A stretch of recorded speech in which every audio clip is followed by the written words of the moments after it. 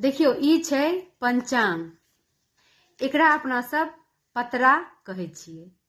त ई पतरा में साफे साफे लिखल छै जे तिला संक्रांति पाबनि 14 जनवरी बुध दिन अछि। ओहि दिन खटतिला एकादशी सेहो अछि। ओहि दिन साँझ पाबनि, भतराइस पाबनि और जे संक्रांति के उपास करै छथिन सेहो करथिन। त जे 24 एकादशी करै छथिन उ त फलहारे करथिन। जे रोटी खाइ छथिन से घी लगा कर रोटी खेथिन। आ ओहि दिन खिचड़ी बननाइ घर में अनिवार्य छै।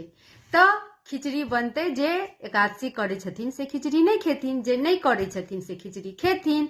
आ जे एकादशी करै छथिन वो चूड़ो दही नहीं खेथिन। दही त खेथिन लेकिन चूड़ा नहीं खेथिन। त अहाँ सबके स्पष्ट भेल बात? आब असमंजस में नहीं ने छी?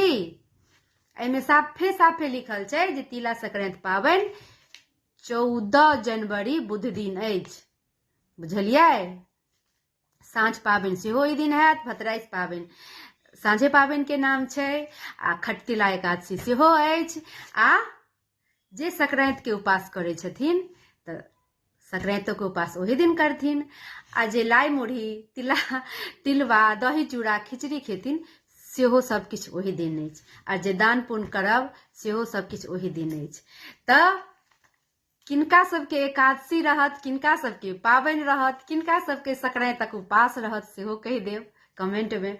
हमरा ओहि दिन एकादशियो रहत आ संक्रांति के उपास सेहो रहत। त भेंट होइ छी फेर अगला रील में। धन्यवाद।